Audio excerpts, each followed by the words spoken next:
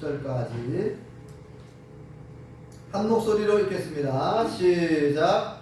예수께서 사두개인들로 대답할 수 없게 하셨다 함을 바리새인들이 듣고 모였는데 그 중에 한 율법사가 예수를 시험하여 묻되 선생님, 율법 중에서 어느 계명이 크니까? 예수께서 이르시되 내 마음을 다하고 목숨을 다하고 뜻을 다하여 주 너의 하나님을 사랑하라 하셨으니 이것이 크고 첫째 되는 계명이요 둘째도 그와 같으니 내 이웃을 내 자신같이 사랑하라 하셨으니 이 두 계명이 온 율법과 선지자의 강령이니라. 아멘. 할렐루야. 하나님의 크신 복이 함께 하신 줄 믿습니다. 우리 옆사람과 뒷사람과 인사하는 시도 반갑습니다. 참 잘 나오셨습니다. 은혜 받읍시다. 네. 우리 세동마을의 소영 어르신 둘째 따님 소원의 권사님 이렇게 같이 예배 드리게 되어서 반갑고 감사합니다. 네, 우리 또 안현옥 성도님 수술 후에 회복 중에 있는데 오늘 이렇게 같이 예배 드리게 되어서 반갑고요. 네, 숙진사님도 반갑습니다. 네. 우리 용평교회 표를 여기에 다 적어놨고 아시지만 한 번 더 같이 외치는 시간을 가져보도록 하겠습니다. 좀 어색하실 수 있겠지만 저를 한번 따라서 해보세요. 제가 용평교회 구호 준비 그러면 여러분들은 야! 하는 거예요. 그래서 구호 시작! 그러면은 영원한 생명을 위하여 위대한 계명을 지키고 거룩한 사명을 다하자 하고 제가 할렐루야! 하면은 여러분들은 아멘 하시면 됩니다. 자, 한번 해볼까요? 용평교회 구호 준비!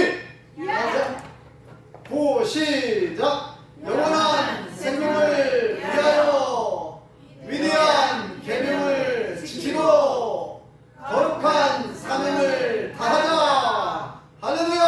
아멘! 아, 잘하셨어요. 네, 한 번에 그냥 끝내버리셨네. 우리 용평교회 표어는 제가 지난번에도 말씀드렸지만 잘 모르시는 분들을 위해서 다시 한번 설명해드리면 이 성경에 있는 내용을 압축해서 기록해놨어요. 이게 성경의 핵심 내용입니다. 세 가지가 첫 번째 영원한 생명을 위하여 그랬죠. 이게 무슨 말씀이냐면은 하나님께서 성경을 주신 목적이 두 가지가 있는데 첫째는 우리에게 영생을 얻는 방법, 영생을 얻을 수 있는, 구원을 얻을 수 있는 방법을 가르쳐 주려고 성경을 주신 거거든요.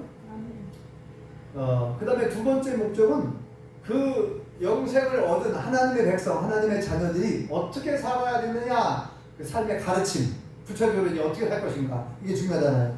구원받으면 끝나는 게 아니죠. 구원받은 하나님의 자녀들, 하나님의 백성들이 어떻게 살아야 되는지를 그 가르침을 주시기 위해서 기록을 하고 이것을 읽도록 하고 전하도록 했어요. 그래서 영원한 생명이 굉장히 중요합니다. 영원한 생명을 두 글자로 뭐라 그래요? 영생이죠. 영어로는 eternal life, 영원한 생명.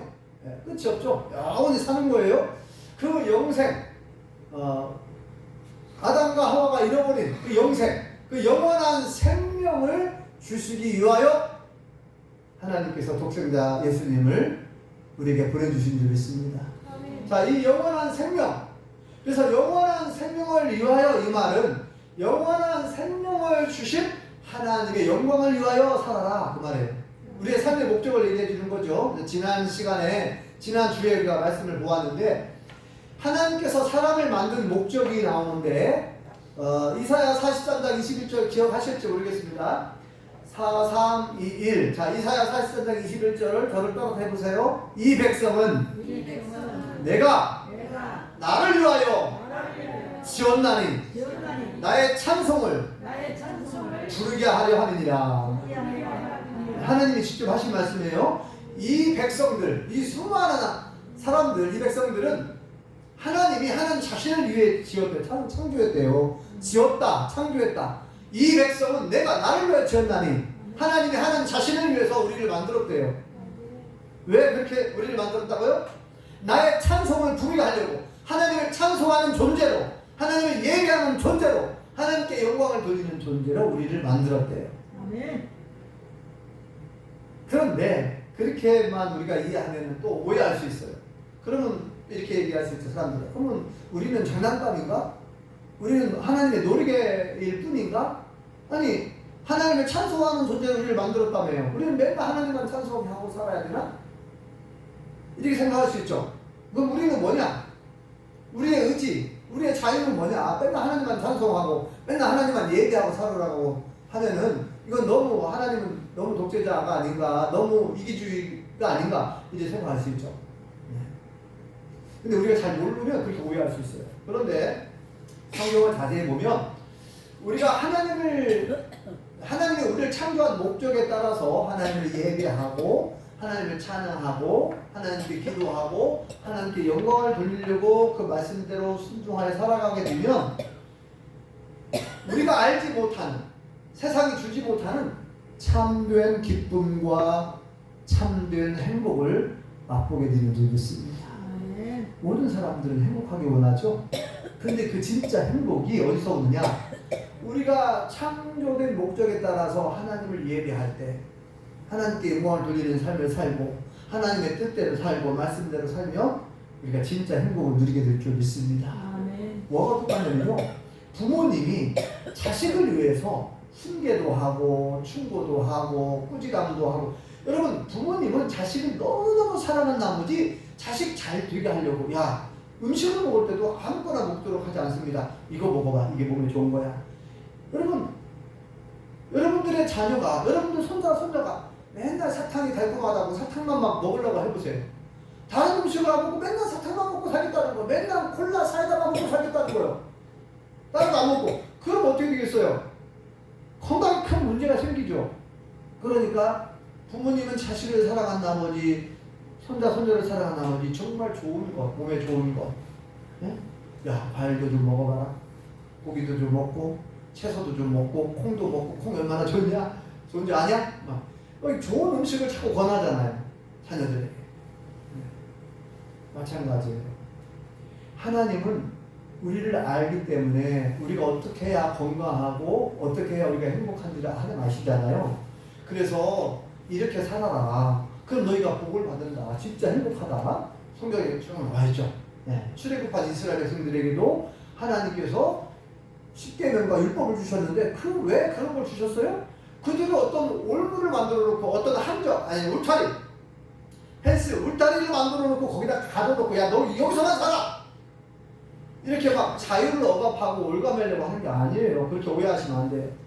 십계명을 주시고 율법을 주시는 이유가 뭡니까? 그 율법대로 살고 그 계명대로 살면 네가 잘 되고 네가 형통하고 네가 복을 받는 거야. 그래서 그 계명을 주신 줄 믿습니다. 오해하시면 안 돼요. 자, 우리가 하나님의 영광을 위하여, 영원한 생명을 주신 하나님의 영광을 위하여 살아야 되는데, 우리가 하나님의 영광을 위해 사는데 하나님께서는 나도 모르게 하나님 나에게 복을 주시고 기쁨을 주시고 평안을 주시고 행복을 주시고, 이 고린도전서 10장 31절에 보면 거기에 이런 말씀 나오죠. 지난 주에도 봤지만, 그런즉 너희가 먹든지 마시든지 무엇을 하든지 어떻게 하라고요? 다 하나님의 영광을 위하여 하라, 이렇게 말씀해 주셨어요. 그러니까 우리가 공부하는 궁극적인 목적도 하나님의 영광을 위하여 하라는 게, 돈을 버는 궁극적인 목적도 하나님의 영광을 위한 생각을 염두에 두고 있어야 돼요. 돈 많이 벌어서 뭐 하게요? 돈 많이 벌어서 잘 먹고 잘 살면 그거로 끝납니까? 아니잖아요. 그것은 이 땅에서만 살아가는, 하나님 나라를 모르고 살아가는 어리석은 사람이잖아요. 여러분 잘 아시다시피 현대라고 하는 기업을 처음 시작한 사람이 창업주가 누구예요? 정유영 씨. 얼마나 돈이 많은 사람입니까? 그러나 이 사람은 그렇게 돈이 많은 사람이었지만 자기 생명을 살릴 수가 없어서 결국은 죽음을 맞이했잖아요. 근데 이 사람이 참 복 있는 사람인 것은 죽기 전에 예수를 믿고 영접하고 죽으셨다는 거예요. 아, 내가 죽으면 이 많은 돈 어떻게 되나? 내가 가져갈 수 없구나. 아, 죽으면 끝나는구나. 이제 이거 알았다는 거예요. 그래서 예수님을 믿고 영원한 하나님 나라가 있다고 하는데, 천국과 지옥이 있다고 하는데, 내가 예수님 믿고 하나님 나라에 소망을 두고 이제 마지막 이 죽음을 잘 준비하자, 그랬다는 거예요. 그래서 아무튼 오늘 교회 하영교 목사님한테 세례를 받았다고 저는 들었어요. 삼성이라고 하는 대기업을 시작한 창업주는 누구죠? 이병철 씨도 알고 있죠? 그 다음에 또 이건희 씨도 있고. 자, 이병철 씨도 죽었는데, 이병철 씨는 예수님 안 믿고 돌아가신 걸로 알고 있고, 이건희 씨도 역시 죽을 때 그 재산이 뭐 18조 원이라고 하는 재산이 나는데, 근데 자기의 그 건강 문제를 해결할 수 없었어요. 몸이 아픈데, 그러니까 70대 중반에 이렇게 돌아가신 걸로 우리가 알잖아요. 70대 중반에, 사실은 뭐 요즘 세상에 젊은 나이죠. 70대 중반에 자기 건강 아픈 걸 해결 못했어요.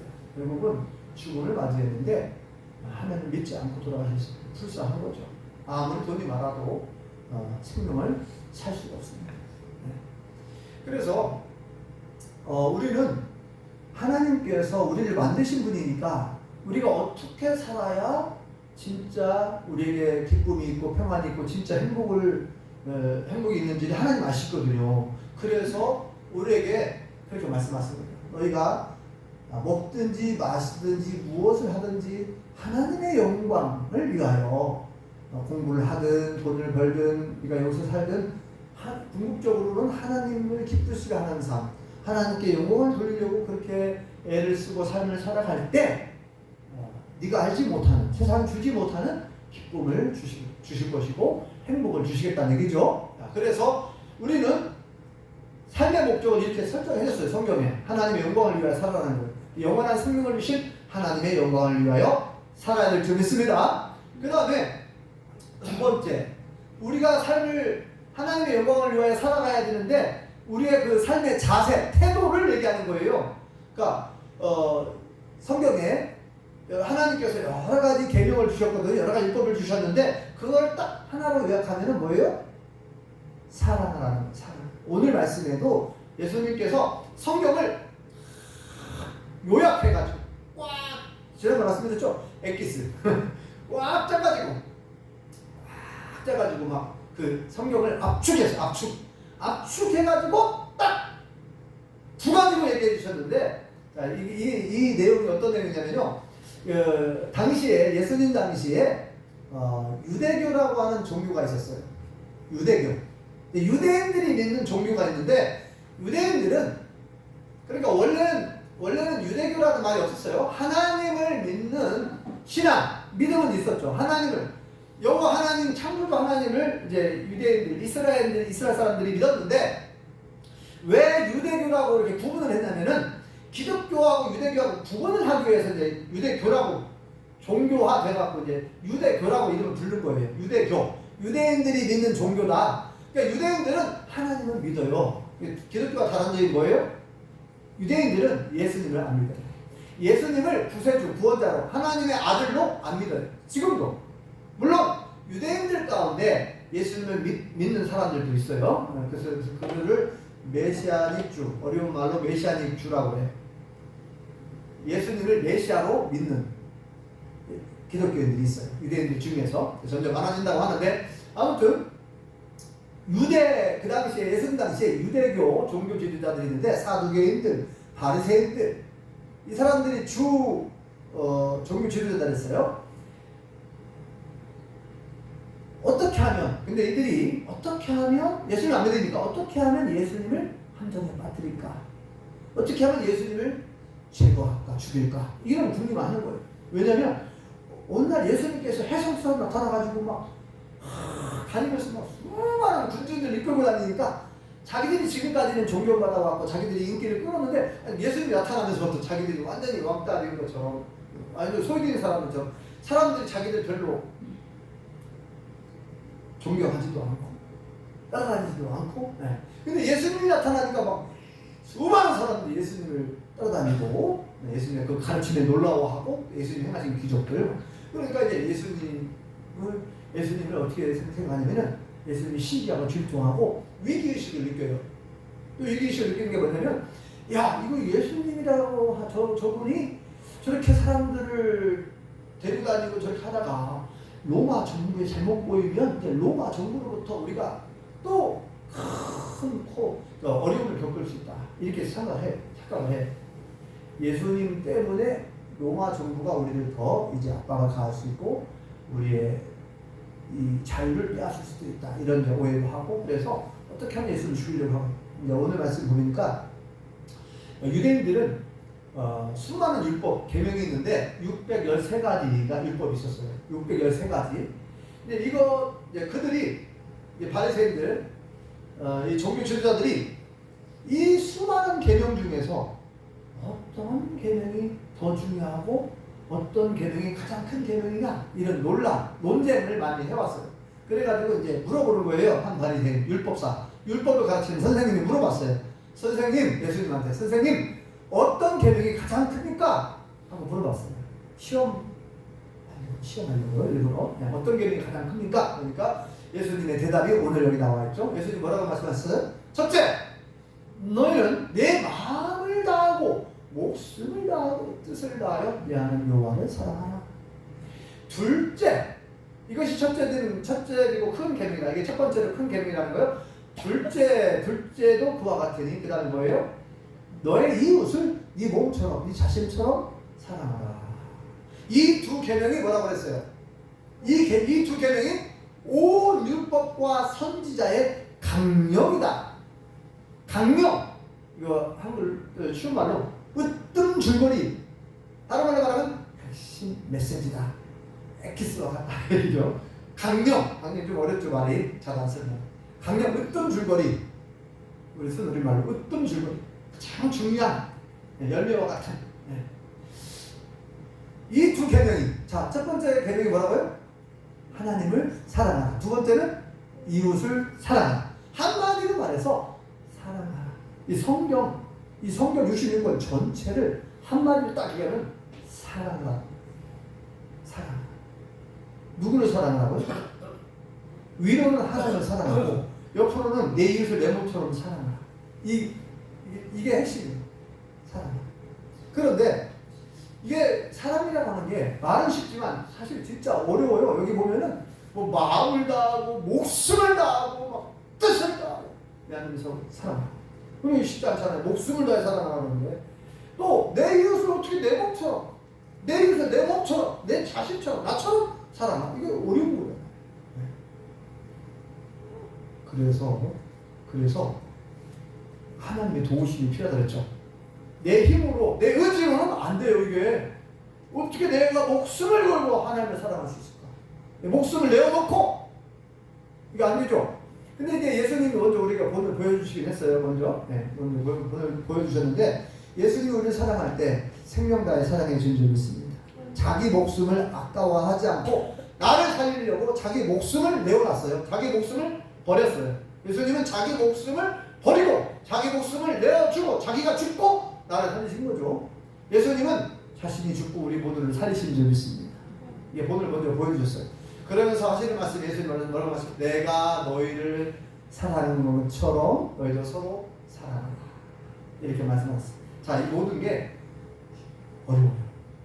그래서 하나님의 은혜가 필요하고 하나님의 도우심이 필요하고 하나님 도와주셔요. 우리 안에 예수님의 사랑이 부어져 있어야, 우리 안에 예수님의 사랑이 가득 차 있어야 이렇게 넘치지요. 하나님의 사랑, 예수님의 사랑. 내 안에 내가 가지고 있는 조그마한 사랑을 어떻게 사랑해요? 내가 가지고 있는 사랑이 조그마해. 근데 이 조그마한 사랑을 어떻게 하나님을 목숨 걸고 사랑하고 내 이웃을 영선 안 되거든요. 그러니까 그 기도 제목이죠. 하나님 내 안에 예수님의 사랑을 부어주십시오. 하나님의 사랑으로 채워주십시오. 그리고 성령의 충만함을 달라. 성령이 도와주셔야 되니까요. 내 힘으로 안 되니까. 자, 그런데 이 사랑의 표현 중에서 두 가지가 있는데 오늘은 한 가지만 말씀드립니다. 자, 하나님 사랑과 이웃 사랑을 동시에 할 수 있는 게 있어요. 그게 뭐냐? 우리가 잘 아는 기도예요. 기도. 네, 기도가 얼마나 중요한지 아무리 강조하지 않습니다. 왜 기도가 사랑이냐? 잘 생각해 보세요. 왜 기도가 사랑인가? 기도는 하나님과 만나는 거잖아요. 하나님과 대화하는 거예요. 우리가 하나님을 사랑한다면 자꾸 만나고 싶어야 해요. 만나고 싶어하는, 아니 사랑한다면서 멀리한다? 아니 여러분, 남녀 간의 사랑도 부부 간의 사랑도 내가 남편을 사랑하고 내가 아내를 사랑해. 사랑하는데 자꾸 멀리해. 사랑한다면서 멀리해. 이거 말이 안 맞잖아요. 여러분 사랑하면 가까이 가고 싶고 붙어 있고 싶고. 그래서 제가 여러분 여러 말씀드렸지만 남녀가 결혼하는 이유가 평생 붙어 있고 싶어서 그런 거잖아요. 떨어져 있기 싫으니까. 맨날 뭐 데이트하는 것처럼 전화해가지고 우리가 몇월 며칠 날 어디에서 만납시다. 또 만나갖고 아유 헤어질 때 또 아쉬워가지고 좀 더 있고 싶어서 같이 있고 싶어. 그래 다음에 또 만납시다. 근데 헤어져가지고 또 어디 콘서트를 만들어가지고 또 언제 만나자고 또 전화. 이게 쉬운 일이 아니잖아요. 여러분 데이트 해보시면 아시잖아요. 연애하는 거 이 쉬운 일이 아니에요. 그러니까 그러지 말고 우리 평생 붙어서 같이 삽시다 하는 것이 결혼 아니에요? 결혼. 네, 평생 같이 붙어 살자. 네, 너무 좋으니까 너무 사랑하니까 평생 같이 있자는 거예요. 같이 살자는 거예요.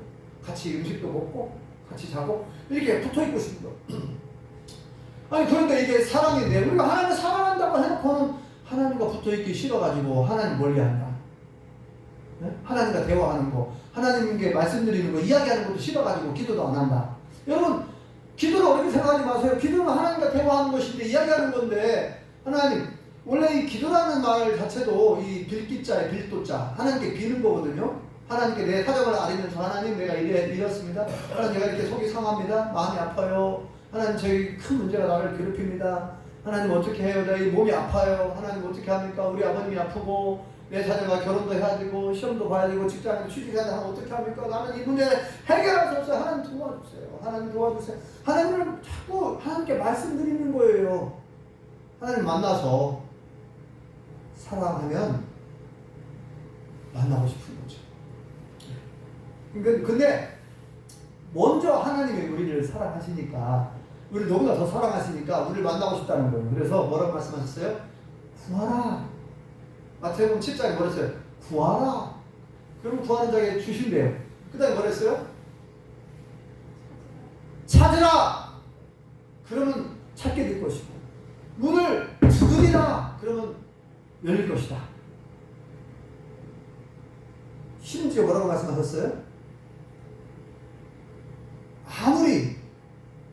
아무리 악한 아버지라 하더라도 자식이 떡을 달라는데 돈을 줄 사람이 어디 있고, 그러니까 아무리 강도같이 조폭처럼 깡패같이 나쁜 사람이어도 자기 자식에게는 좋은 거 줄 알잖아요. 생선이 먹고 싶다는데, 고기가 먹고 싶다는데 복사를 잡아다가 턱 떠져주면서 알아서 먹어. 그런 부모가 없다는 거예요. 하물며 하늘에 계신 너의 아버지께서 구하는 자에게 좋은 것을 주시지 않겠느냐. 뭐 이렇게 예수님께서 말씀하시고, 그죠?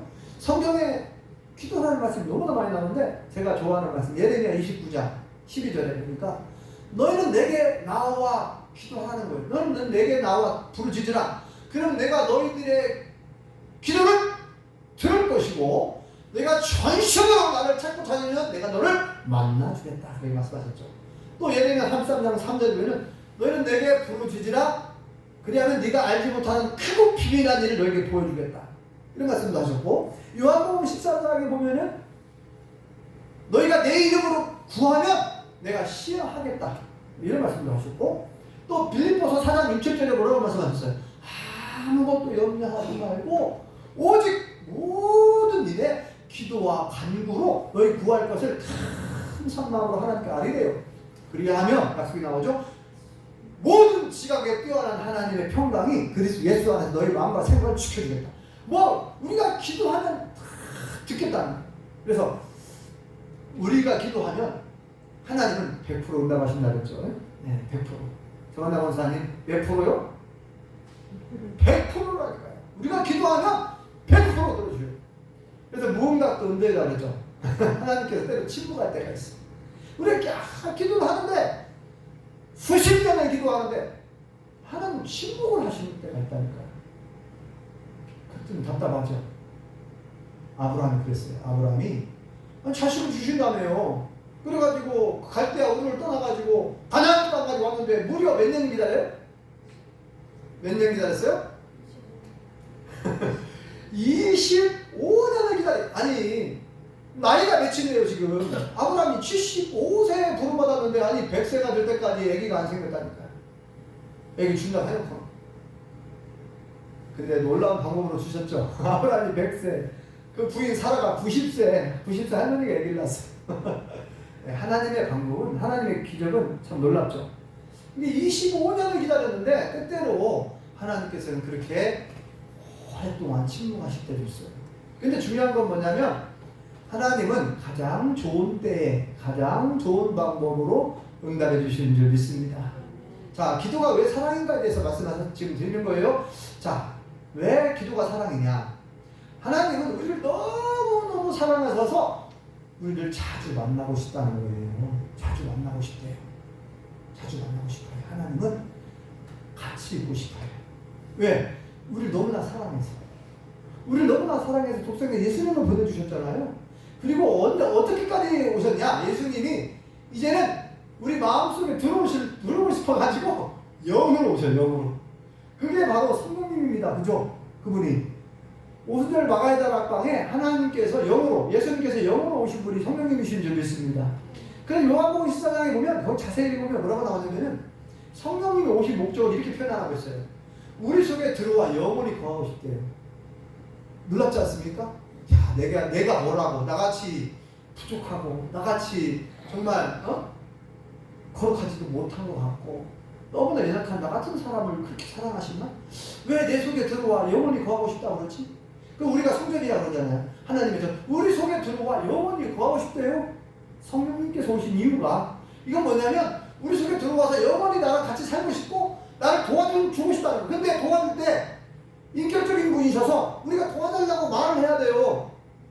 인격적인 분이요. 원할 때 우리를 막 강압하시고 강제로 막 그렇게 하시는 분이 아니라 정말 지극히 인격적이셔서 우리가 얘기하고 도와달라고 요청을 하고 또 하나님 도와주세요, 성령 도와주세요 이렇게 말할 때 도와주시요. 물론 말 안 해도 도와주시기도 하죠. 그러나 구체적으로 우리가 기도를 할 때 좋아하셔요. 성경에 보면 여러분 아시잖아요. 얼마나 우리를 좋아하고, 그래서 하나님을 가까이 하라 그러잖아요. 하나님을 가까이 하는 자가 본이다 이런 말도 하시고 엄청 많아요. 자, 너무나 시간이 많이 가니까 다 얘기를 못하지만 아무튼 왜 기도가 사랑인가는 분명히 알아야 돼요. 왜 기도가 사랑이냐? 기도는 하나님을 만나는 것이고 하나님을 만나고 싶어하고, 내가 하나님을 사랑한다면 나도 하나님을 만나고 싶어해야 되고, 이 기도는 하나님을 인정해 드리는 거예요. 하나님의 주권을. 하나님 사랑한다면서요. 하나님의 주권을 인정해 드려야죠. 하나님 주인이라는 거. 모든 역사의 주인. 생사하고 주관하시는 주인. 기도를 통해서 하나님을 인정해 드리는 것이고, 기도가 또 찬양해요. 그래서 기도가 예배고, 이 기도가 얼마나 중요한지 아무리 강조해도 지나치지 않습니다. 여러분, 기도는 곧 하나님을 사랑하는 겁니다. 두 번째, 이웃 사랑하라고 하는데, 이웃 사랑의 가장 기본도 기도예요. 이웃을 위해 기도하는 거예요. 여러분, 이웃을 사랑하라고 하는데 이웃 사랑합니까? 이웃 사랑하는 사람은 이웃을 위해서 먼저 기도하는 사람이에요. 이웃 사랑한다면서 이웃이 아파도 기도도 안 하고, 이웃이 예수님을 안 믿어도 교회를 안 나와도 관심이 없어. 교회를 나오든지 말든지 내버려둬. 이게 사랑입니까? 이게 사랑입니까? 이웃 사랑하는 겁니까? 정말 내 이웃을 사랑하면 내 이웃을 위해서 기도해줘야 돼요. 내 이웃이 예수님 안 믿고 죽으면 지옥 가는데, 아니 내 이웃에게 그렇게 관심이 없습니까? 사랑은 관심이죠. 옛날 유행어 가사가 있죠. 사랑은 왠지 모른 척해도 관심이 있는 게 사랑이야. 유행어 가사 생각 안 나요? 안현호 선도님 생각 안 나요? 잘 몰라요? 옛날에 전영록 씨가 부른 것 같은데 전영록 씨가 사랑은 왠지 모른 척해. 이용 씨인가? 네, 이용이래요. 이용이래요. 내가. 근데 잘 생각해보면 왜 관심이 있는 것이 사랑인가를 여러분 다 아실 거예요. 분명히 사랑하면 관심을 가질 수밖에 없어요. 내 남편이 내 아내 사랑해. 그러면 내 아내가 어떤 음식을 좋아하는지, 어떤 옷을 좋아하는지, 취미가 뭔지 여러분도 알잖아요. 관심을 가지잖아요. 여러분들 이웃을 사랑합니까? 유정기 권사님 이정규 권사님 들려요, 안 들려요? 안 들리는 척 하시는 거 아닌가? 안 들리시는가? 네. 보청기 안 끼셨나요? 이정규 권사님 들려요? 안 들리시는가 봐. 네. 이웃을 사랑하는 그 시작점, 이웃을 사랑하는 가장 그 기초는 이웃을 위해 기도해 주는 거예요. 이거 중보기도라고 하죠. 나 위에 다른 사람을 위해서 기도해 주는 거 중보기도. 내 이웃을, 내 남편을, 내 아내를, 내 자녀를 위해서도 기도해야 되고, 내 가족들을 위해서 기도해야 되고, 내 친척들을 위해서 기도해야 되고, 내 이웃의 영혼 구원을 위해서 기도해야 되겠죠. 내 이웃이 아플 때도 내 이웃을 건강 회복에 위해서 기도해야 돼요. 이 기도가 얼마나 중요한지 오늘은 이 계명, 예수님께서 주신 이 두 가지 계명의 구체적인 그 실행 방법, 구체적인 우리의 실천 사항을 말씀드렸어요. 우리가 기도할 때 하나님은 얼마나 우리를 좋아하시는지 몰라요. 우리가 기도하는 것은 곧 하나님을 사랑하는 징표예요, 징표. 그러니까 한마디로 말해서 우리가 기도하면 기도할수록 하나님을 사랑하는, 그만큼 사랑한다는 거예요. 왜 반대로 기도를 안 하면 안 할수록 하나님을 사랑하지 않는다는 거예요, 결국. 그리고 내 이웃을 위해서 기도를 하면 할수록 이웃을 사랑한다는 거예요. 한번 돌아보세요. 나는 내 이웃을 사랑하고 있는가? 나는 하나님을 사랑하고 있는가? 돌아보세요.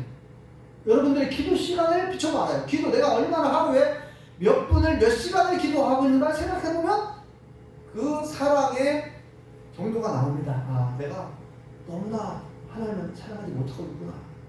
내가 이웃을 너무나 사랑을 못하고 있었네.